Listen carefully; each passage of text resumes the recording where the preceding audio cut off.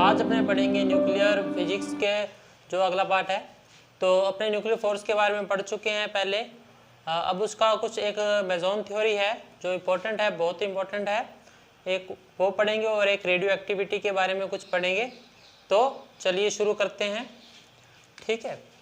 तो अपने अब बात करेंगे मेसोन थ्योरी, ठीक है। मेसोन थ्योरी भी बोलते हैं या इसको मेसोन पार्टिकल के बारे में डिस्कशन बोलते हैं थोड़ा सा। तो देखिए क्या होता है, अपने को पता है कि दो न्यूक्लियनों के मध्य कौन सा फोर्स लगता है, न्यूक्लियर फोर्स। ये न्यूक्लियर फोर्स किस कारण लगता है, न्यूक्लियर फोर्स किस कारण लगता है, तो ध्यान रखना वो कारण लगता है, वो कारण है मेसोन्स। मेसोन्स का देखो, जब दो न्यूक्लियन अपने पास, दो न्यूक्लियन, जब दो न्यूक्लियनों के मध्य मेसोन्स पार्टिकल, बताऊंगा मेसोन्स पार्टिकल का इंटरचेंज होता है, या इसको हिंदी में बोलूं विनिमय होता है, यानी आदान प्रदान भी बोल सकते हैं, आदान प्रदान, ठीक है, आदान प्रदान। जब दो न्यूक्लियनों के मध्य मेसोन्स पार्टिकल का इंटरचेंज या विनिमय होता है, तब उनके मध्य कौन सा फोर्स लगता है, न्यूक्लियर फोर्स लगता है। तो ये उसका मुख्य कारण है या मेन कारण है, ठीक है जी। तो अब मेसोन्स थ्योरी की बात करें आगे,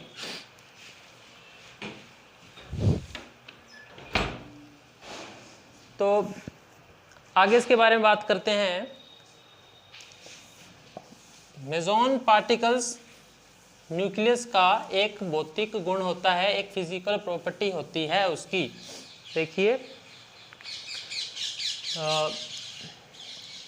एक प्रोटॉन, पहले बात करते हैं मेसोन पार्टिकल। तो अपने पता लगा ये फिजिकल प्रॉपर्टी है जो न्यूक्लियनों के मध्य क्या होता है, जब इंटरचेंज होता है तभी न्यूक्लियर फोर्स लगता है।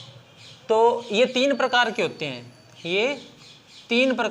हैं, मेसोन कितने प्रकार के होते हैं, ध्यान रखना आपने, तीन प्रकार के मेसोन, तीन टाइप के होते हैं। पहला होता है जी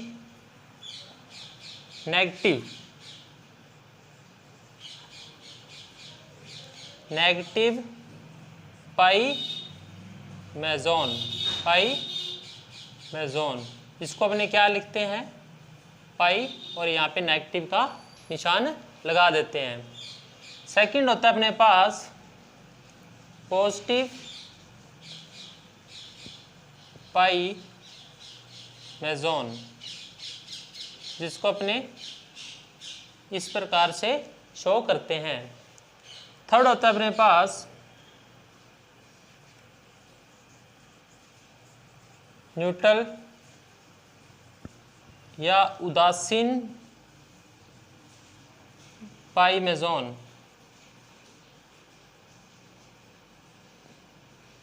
जिस इस प्रकार भी लिखते हैं। इसको अपने जीरो मेसोन भी बोलते हैं।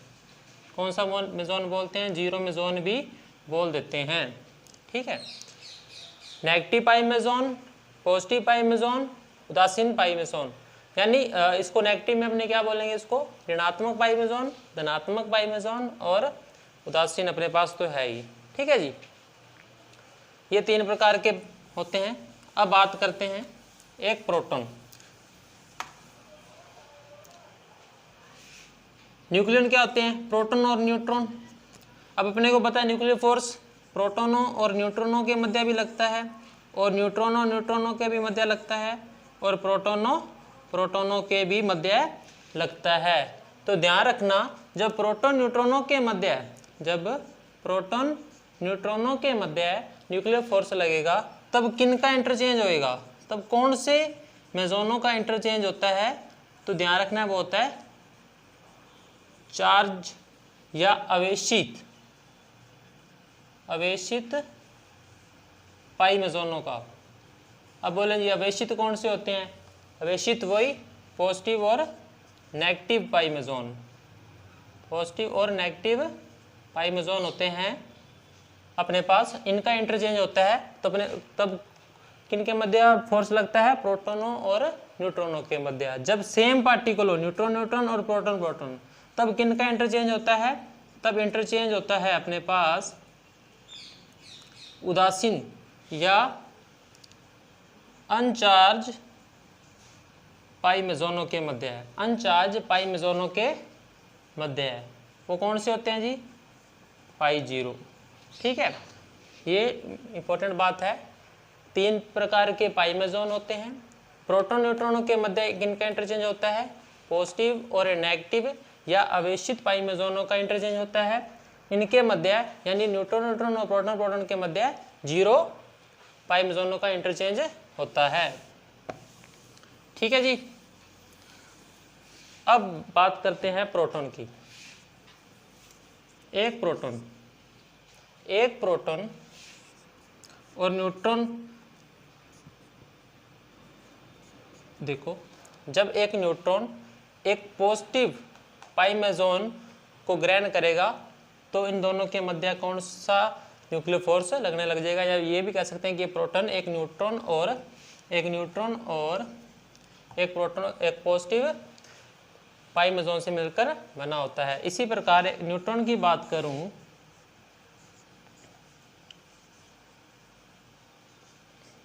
तो अपने पास ये वाला इसका कॉन्फ़िगरेशन आएगा, यानी एक न्यूट्रॉन एक प्रोटॉन और एक नेगेटिव पाई मेसोन के मध्य मिलकर बना होता है। इसको याद रखने का सिंपल तरीका, प्रोटॉन को अपने मान लेते हैं। देखो प्रोटॉन क्या होता है, पॉजिटिव होता है। प्रोटॉन क्या होता है, एक पॉजिटिव, ये पॉजिटिव तो इसके साथ पॉजिटिव जुड़ेगा। ठीक है, अगर ये नेगेटिव, इसको वैसे तो न्यूट्रॉन नेगेटिव नहीं होता, मैं n से नेगेटिव मान लेता हूँ, तो ये नेगेटिव तो यहाँ पे भी नेगेटिव आ जाएगा। ये ट्रिक है याद करने की। ठीक है जी, ये ट्रिक है। अगर मैं उदासीन की बात करूं, एक प्रोटॉन के मध्य लग रहा है, तब किन का इंटरचेंज होएगा, पाई जीरो का। तब किन का इंटरचेंज होएगा, पाई जीरो का। यहाँ पे इसको P1 भी लिख देते हैं। ठीक है, इसी प्रकार एक न्यूट्रॉन और न्यूट्रॉन के मध्य लग रहा है, तब भी पाई जीरो का, और इसको भी N1 लिख देते हैं। ठीक है, P1 और P सेम ही होते हैं, कोई ज़्यादा फर्क नहीं होता है, फर्क होता है नहीं, इनमें सेम ही होते हैं, बस ये उदासीन होते हैं इसलिए इनका इंटरचेंज होता है। ओके, ठीक है, यहाँ पे अपना मेसोन थ्योरी पूरी हो जाती है और अपने न्यूक्लियर फोर्स का बिल्कुल टॉपिक खत्म हो जाता है यहाँ पे। इसके बाद अपने बात करते हैं रेडियो एक्टिविटी।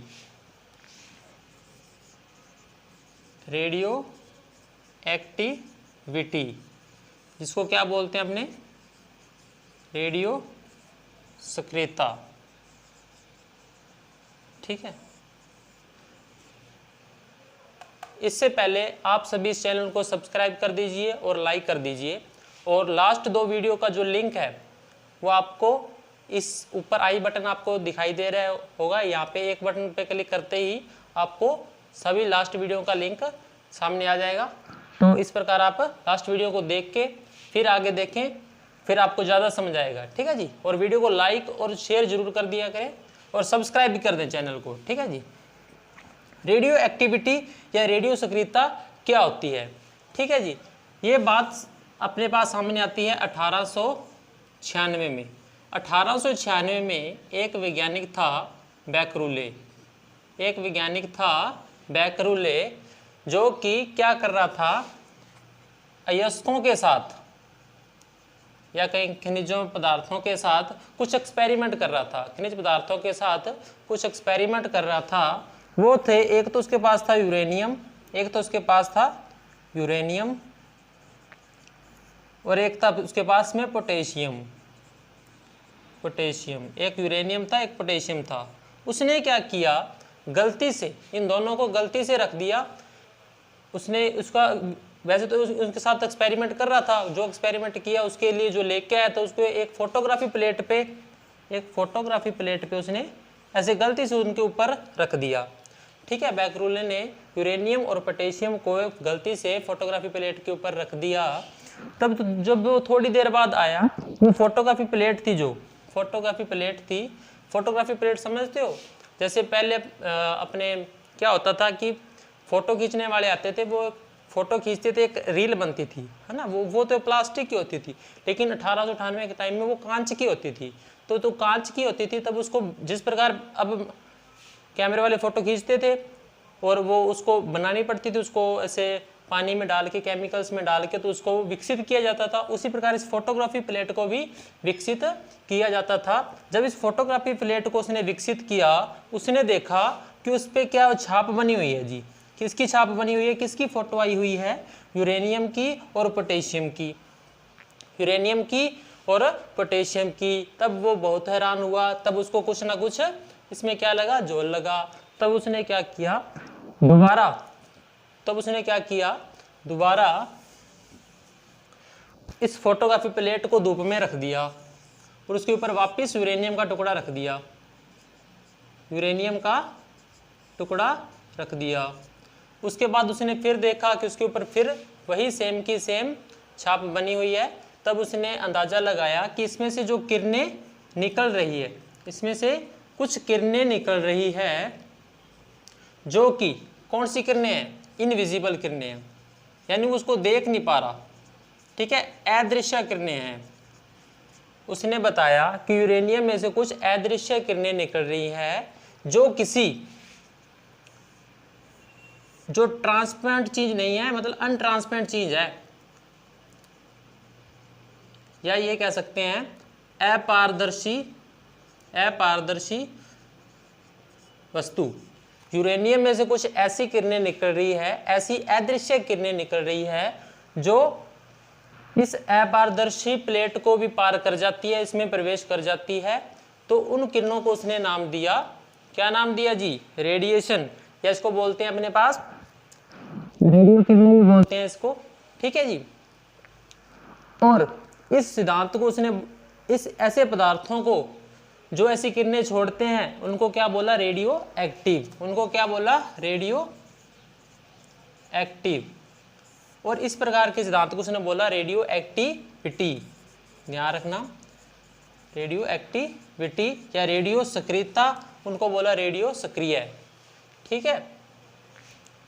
ये इस प्रकार उसने बैकरोले ने बताया था। और उसके बाद इसके अलावा कुछ और पार्टिकल्स भी खोजे गए। यूरेनियम के बाद थोरियम हो गया, जो अपने पास एफ ब्लॉक के अंदर आते हैं ना, SPDF, एफ ब्लॉक के अंदर जितने भी आते हैं, उसमें से कुछ उसने खोजे जो रेडियो किरणों को क्या करते थे, उत्सर्जित करते थे, जो कि रेडिएशंस बोलते हैं जिनको, ठीक है।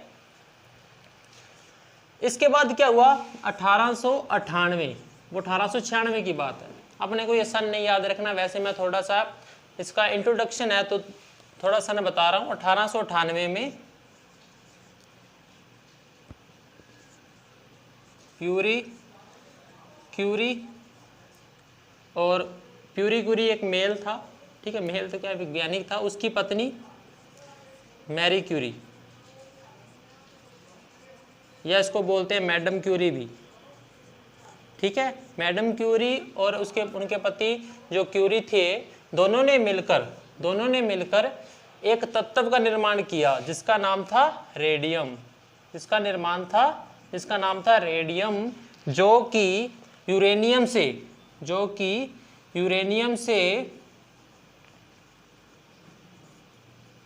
10 लाख गुना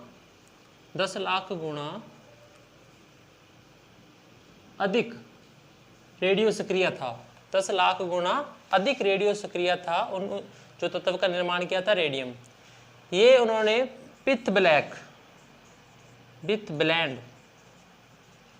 ब्लेंड तत्व अयस्क होते हैं 30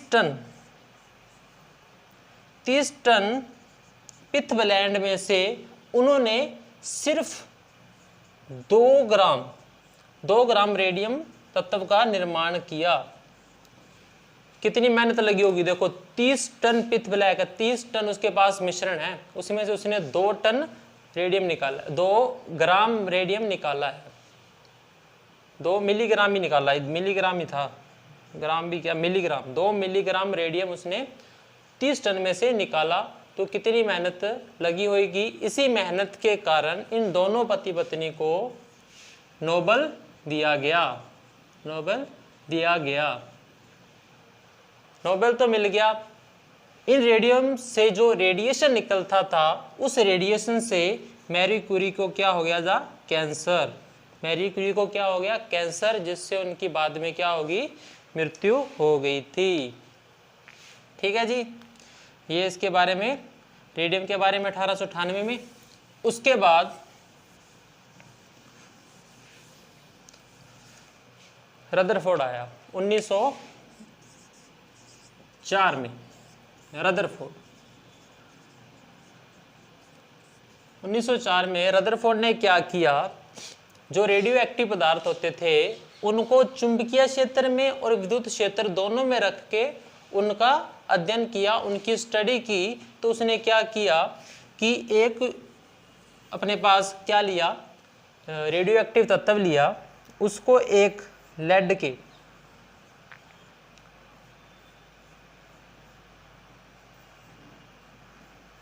मान लो ये अपने पास क्या है? रेडियो एक्टिव मटेरियल है, रेडियो एक्टिव मटेरियल है। और ये अपने पास जो एक दीवार बनाई थी वो किसकी बनाई थी? शीशे की, हिंदी में बोलते हैं शीशे की, वैसे लेड होता है ये, लेड की।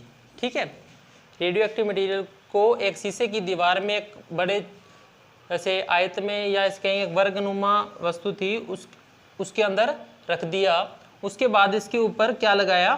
विद्युत क्षेत्र लगाया। तो विद्युत क्षेत्र लगाया, तो एक विद्युत क्षेत्र लगाने के बाद उसने एक प्लेट यहाँ पे रखी थी, एक प्लेट यहाँ पे रखी थी। ये वाली जो प्लेट थी ये अपने पास क्या थी? नेगेटिव। और ये वाली प्लेट थी अपने पास पॉजिटिव आवेशित। तो इसमें से जो किरणें निकली, ठीक है, किरणें निकली,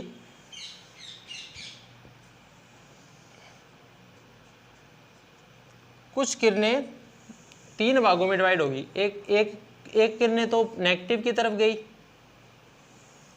ठीक है, और एक पार्ट उस रेडिएशन का पॉजिटिव की तरफ गया और एक जो सीधा निकल गया। ठीक है, जो सीधा निकल गया उसको तो उसने दे दिया गामा रेस। कौन सी रेस? Gamma ray. और जो किरणें नेगेटिव की ओर गई थी उनको उसने दिया अल्फा। देखो नेगेटिव प्लेट की तरफ गई है तो आने वाली कौन सी होएगी? पॉजिटिव ही होएगी ना। देखो नेगेटिव की तरफ कौन जाएगा? कौन नेगेटिव प्लेट किसको रक्षित करेगी? पॉजिटिव को। तो पॉजिटिव थे वो पार्टिकल, जो किरणें इधर आई उसको उन्होंने अल्फा नाम दिया, अल्फा पॉजिटिव नाम दिया, जो कि धनात्मक प्रकृति की थी, जो कि धनात्मक प्रकृति की थी। और जो पॉजिटिव की तरफ गई उसको उसने बीटा नाम दिया, जो कि ऋणात्मक प्रकृति की थी।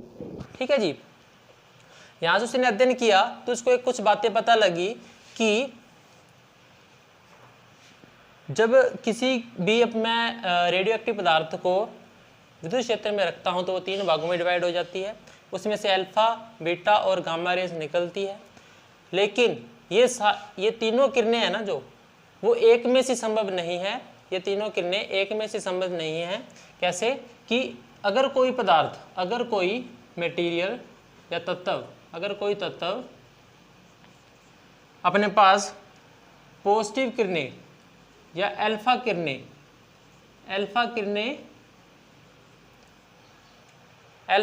एमिट करता है, उत्सर्जित करता है, तो वो ये वाली नेगेटिव नहीं करेगा। ठीक है, अगर वो पॉजिटिव करता है तो नेगेटिव नहीं करेगा, अगर नेगेटिव करता है तो पॉजिटिव नहीं करेगा। लेकिन जो गामा रे है ये सभी रेडियो एक्टिव तत्व होते हैं, वो एमिट करते हैं। गामा रे सभी रेडियो एक्टिव तत्व अपने पास क्या करते हैं? एमिट करते हैं। लेकिन पॉजिटिव और जो नेगेटिव है ये पर्टिकुलर अलग अलग ही प्रोड्यूस करते हैं। फिर यहाँ पे क्वेश्चन आया कि ठीक है, मान लीजिए बात वो सारे ऐसे नहीं करते तो यहाँ से उसने 3 किरणें कैसे निकाली? तो एक ही प्रकार की निकलनी चाहिए थी। तो देखिए जब उसमें से नेगेटिव किरणें निकल गई तब वो मटेरियल वो वाला तत्व नहीं रहा जो पहले था, है ना। अब देखो कुछ उसमें से कम हो गया, मान लो उसमें प्रोटॉन के रूप में निकला तो प्रोटॉन के रूप में कम हो गया, अब वो अलग तत्व बन जाएगा। वो अलग तत्व जरूरी नहीं है कि वो नेगेटिव ही प्रोड्यूस करे, वो पॉजिटिव ही कर सकता है। इस प्रकार उसने 3 प्रकार की किरणें प्राप्त की थी। ठीक ठीक है। अब बात आती है कि थोड़ा सा और डीपली पढ़े इसका। इस प्रकार उसने चुंबकीय क्षेत्र में भी रखा था, चुंबकीय क्षेत्र में भी इसी प्रकार 3 भागों में डिवाइड हो गई थी। उसने इसका बस वो कुछ नॉर्थ पोल की तरफ चली गई थी और कुछ अपने पास साउथ पोल की तरफ चली गई थी। इस प्रकार उसने अध्ययन किया तो बाद में उसको ये पता लग गया था कि ये कुछ नेगेटिव है और कुछ पॉजिटिव है, ठीक है। जो अल्फा कण होते हैं, जो अपने पास अल्फा कण होते हैं, ये क्या होते हैं, हीलियम के नाभिक होते हैं। अल्फा कण क्या होते हैं, हीलियम के नाभिक होते हैं। अब अपने को पता है कि हीलियम के नाभिक में 2 प्रोटॉन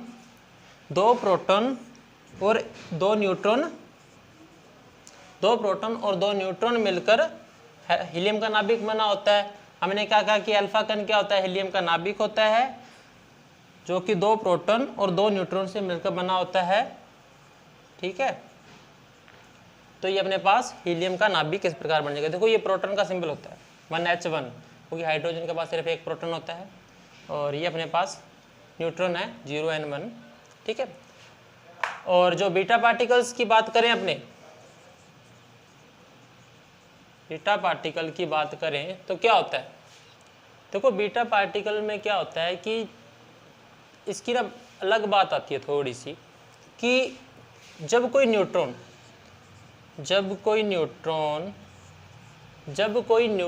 एक प्रोटॉन में वह एक इलेक्ट्रॉन में टूटता है, जब कोई न्यूट्रॉन एक प्रोटॉन में और एक इलेक्ट्रॉन में टूटता है, तब जो इलेक्ट्रॉन एमिट हुआ है वो अपने पास बीटा पार्टिकल माना जाता है। अपने को पता है कि इलेक्ट्रॉन में कौन सा चार्ज होता है, नेगेटिव होता है, तो वो नेगेटिव प्रकृति ये शो करता ही है, अपने को पता ही है बेटा। तो एक न्यूट्रॉन जब एक प्रोटॉन और इलेक्ट्रॉन में टूटता है तब अपने पास एक क्या बनता है जी, बीटा पार्टिकल्स बनते हैं, ठीक है। तो उम्मीद है सारों को समझ आया होगा। अब अपने इसका नेक्स्ट पार्ट अगली वीडियो में करेंगे। जाने से पहले आप सारे इस वीडियो को सब्सक्राइब कर दें और शेयर भी कर दें और लाइक भी कर दें। थैंक यू, धन्यवाद।